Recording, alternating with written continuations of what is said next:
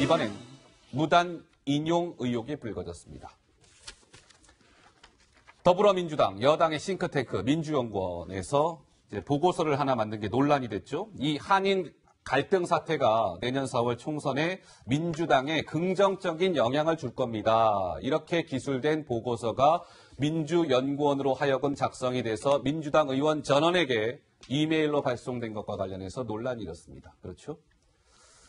어제 정치 데스크 시간에 전해드렸습니다. 자, 김민지 기자, 또 추가 좀 논란거리가 하나 더 생긴 모양이네요? 그렇습니다. 해당 보고서에서 핵심적으로 다뤘던 내용들을 살펴보면요. 몇 가지가 있는데 사실 여야의 일본 수출 규제에 대해서 대응 방식이 다른 것이 총선에 영향을 미친다는 의견이 절대 다수이다라는 내용을 포함해서 그렇기 때문에 단호히 대응해야 총선에 유리하다 이런 취지로 보고서가 작성됐었는데 이 중에 첫 번째 내용, 두 번째 내용이 비공개 여론조사, 그러니까 보고서 속 여론조사가 양해 없이 여론조사 업체에 양해 없이 그냥 인용돼서 해당 여론조사 기관도 반발하고 있다 이런 내용입니다. 저 내용 중에 1, 2번이 비공개 조사로 인용됐다는 것인데요.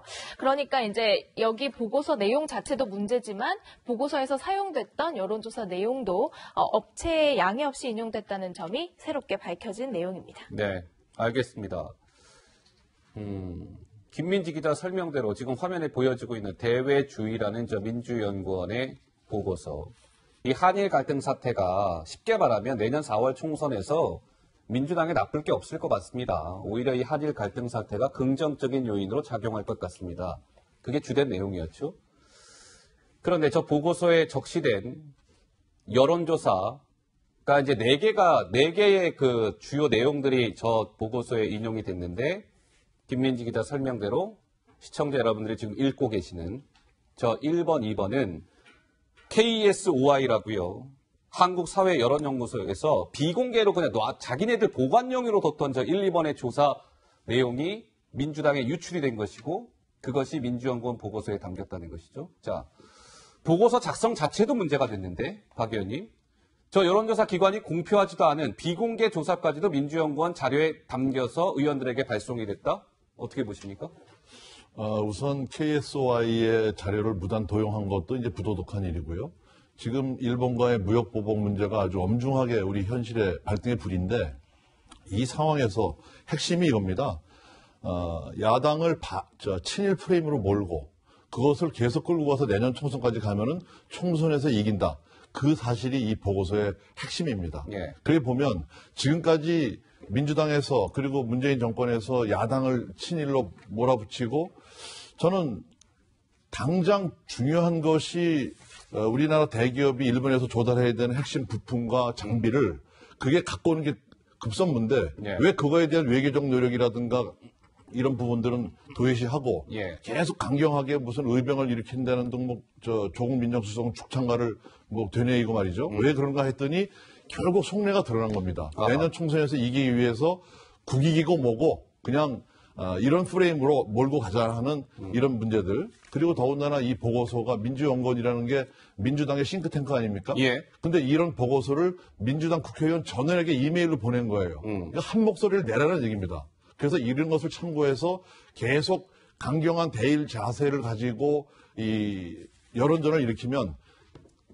나라 경제가 어떻게 되든 간에 예. 내년 총선은 이긴다. 아하. 이런 것들을 공감대를 형성한 아주 잘못된 이 보고서죠. 알겠습니다. 자, 그렇다면 자, 한국사회여론연구소 KSOI에서 이제 본인들이 한 여론조사 내용 중에 비공개됐던 게 지금 어쨌든 민주당 쪽에 유출이 된 거 아니겠습니까? 자, 김민지 기자, 이 해당 여론조사 기관에서는 좀 어떤 반응을 보이고 있습니까? 일단 좀 당혹스럽다는 입장을 보이고 있습니다. 사실 그 민주연구원과 협력하는 단체도 아니고 자료를 준 적도 없다는 겁니다. 그런데 아하. 누군가를 통해서 외부로 유출된 것 같다 이렇게 보고 있다고 하고요.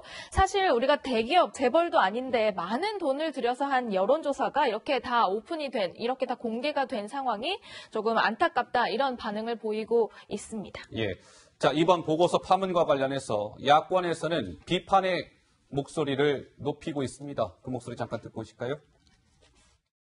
문재인 정권이 그토록 친일 반일 프레임에 집착했던 이유, 총선 승리 전략 그 이상도 그 이하도 아니었습니다.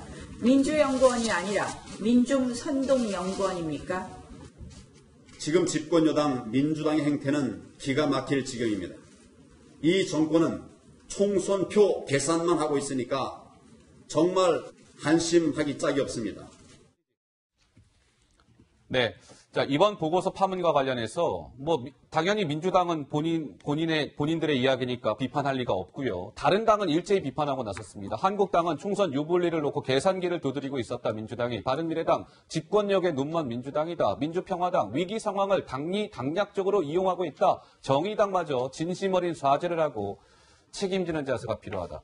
근데 공교롭게도 이 자리에 지금 우리 양정철 민주연구원장 취임 직전까지 민주연구원장을 이끌던 김민석 원장께서 나와 계시는데요.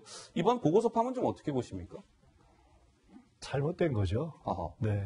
지금 보면은 이제 야당에서 쭉 이렇게 반응이 나왔잖아요. 지금 나타난 것만 보고는 저런 비판이 충분히 나올 수 있다고 보고요. 충분히 나올 수 있다. 다만 제가 이제 구체적인 사실관계를 100% 제가 직접 들은 건 아니고 전임자로서 현재 그 상황을 일일이 체크하거나 또 그에 대해서 가타부타 하는 건 좀 그렇잖아요. 그래서 간접적으로 확인하거나 아니면은 그냥 이렇게 내부 돌아가는 시스템을 제가 아는 바니까 그래서 이제 생각을 해본 거에 비춰보면 지금 이제 비판하시거나 하는 거에 비해서 조금 다른 점은 있어요. 네. 근데 결론부터 말씀드리면 잘못된 거죠. 왜냐하면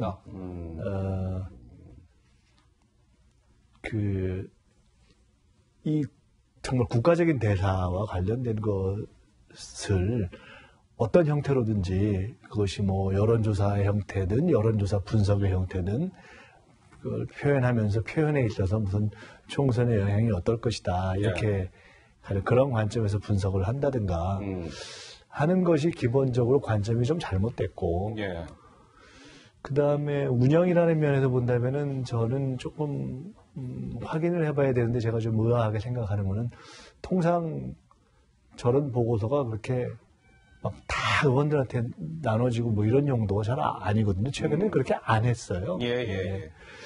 그런데다가 지금 이제 그 또한 확인을 해봐야 되는데 저게 이제 자체 무슨 당에서 발주해서 돈 주고 한 조사가 아니잖아요. 외부 기관에서 한 내용의 일부를 입수해서 그에 대해서 분석을 한 거잖아요. 근데 저 얘기대로 KSOI에서 어쨌든 정식으로 주고받은 게 아니라면은 그 또한 좀 잘못돼서 확인하고 그럴 필요가 있죠. 알겠습니다. 자, 이준석이요. 저는 이제 양정철 원장 체제가 들어선 뒤로 사실 민주연구원의 성격이라는 거는 예전에 김민석 원장 계실 때는 저는 당연히 어느 정당에 있는 정책연구 조직 정도로 저도 이해하고 있었습니다. 근데 양정철 원장의 취임 이후로는 본인이 어쨌든 병참기지가 되겠다는 선언을 하면서부터 선거에 매몰된 집단처럼 약간 보이는 그런 특성이 있습니다. 그래서 가장 먼저 논란이 됐던 것이 우리가 서훈 양정철 회동이라든지 이런 것부터 해서 지금의 이 여론조사 인용해서 한 논란까지 따지게 되면요.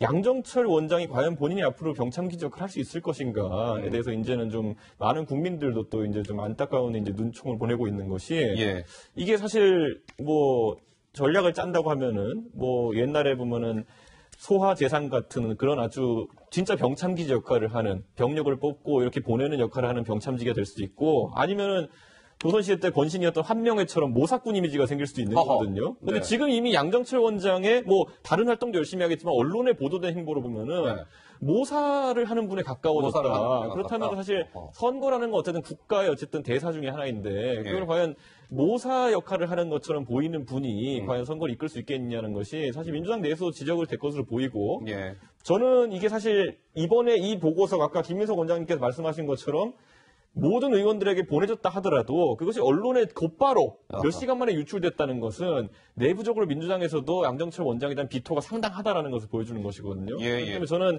이제 문재인 정부에서 그 여당을 사실상 친정 체제로 관리하는 것처럼 보여줬던 양정철 민주연구원장 체제도 이제 위협을 받는 것이 아닌가 이렇게 생각하게 됩니다. 자, 논란이 불거진 상황에서 어쨌든 지금 민주연구원을 이끌고 있는 사람은 이준석 의원 얘기한 대로 문재인 대통령의 복심으로 일컬어지는 양정철 원장입니다. 논란이 있으니까 기자들은 당연히 양정철 원장에게 질문을 했을 것이고요.